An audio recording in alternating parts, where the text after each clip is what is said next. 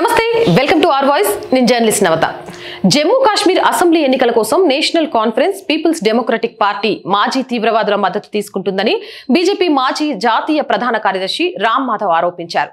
ఆ రెండు పార్టీలు కేంద్రపాలిత ప్రాంతాన్ని కల్లోలిత కాలానికి తిరిగి తీసుకుపోనున్నాయని ఆయన హెచ్చరించారు.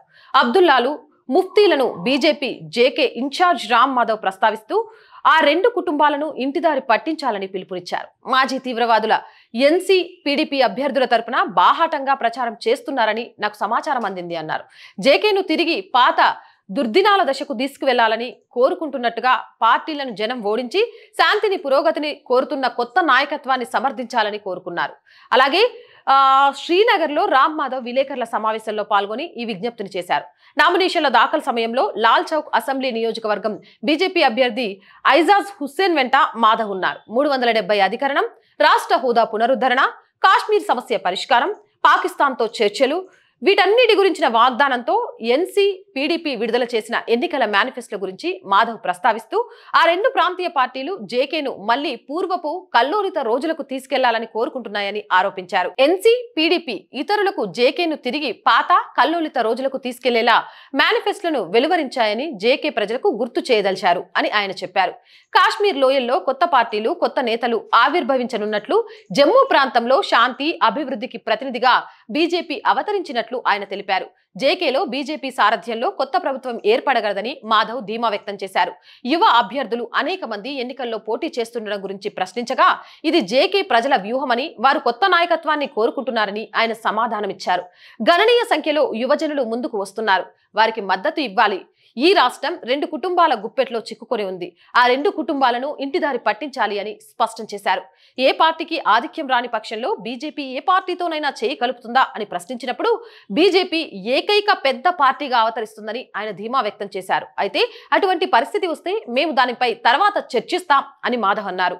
అయితే తమ పార్టీ 45 సీట్లను గెలుచుకుంటుందని భరోసా వ్యక్తం చేశారు.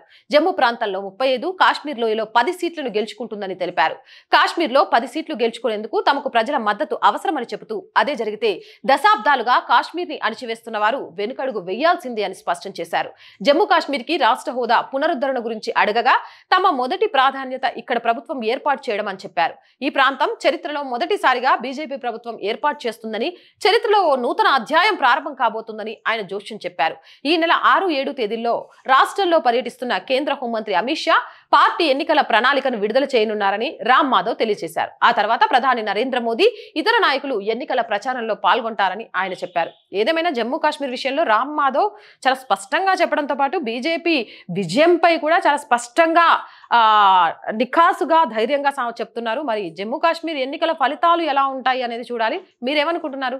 జమ్మూ కాశ్మీర్లో ఏ పార్టీ గెలిచే అవకాశం ఉందనుకుంటున్నారు? కామెంట్ సెక్షన్ లో పెట్టేయండి. మోర్ వీడియోస్ కోసం మన ఛానల్ వెంటనే సబ్స్క్రైబ్ చేయండి. నచ్చినా లైక్ చేయండి, షేర్ చేయండి, సపోర్ట్ చేయండి. ప్రతిరోజు చెప్తున్న విషయమే మళ్ళీ చెప్తున్నాం. దయచేసి ఈ ఛానల్కి ఆర్థికంగా మీ చేయూత చాలా చాలా అవసరం. ₹1 నుంచి మీకు తోచిన సహాయం చేయడం ద్వారా ఛానల్ని ఆర్థికంగా నిలబెట్టిన వాళ్ళు అవుతారు. సహాయం చెయ్యాలి అనుకునేవారు సబ్స్క్రిప్షన్ పక్కనే జాయిన్ అనే బటన్ ఉంటుంది. 1 to 5 లెవెల్స్ ఉంటాయి. ఏదో ఒక లెవెల్లో సపోర్ట్ చేయండి. లేదా స్క్రీన్ మీద గూగుల్ పే, ఫోన్ పేతో పాటు అకౌంట్ డీటెయిల్స్ కూడా ఉంటాయి. ఆ విధంగానైనా సపోర్ట్ చేయొచ్చు. ఇది మన ఛానల్. జాతీయవాదం, సనాతన ధర్మంతో పాటు ప్రభుత్వానికి, ప్రజలకి వారధిగా ఉండాలి అని ప్రారంభించిన ఛానల్. ఈ ఛానల్ ముందుకెళ్లడంలో మీ అందరి సహాయ సహకారాలు చాలా చాలా చాలా అవసరం. మరొకసారి మీ అందరికీ విన్నవించుకుంటూ జై హింద్.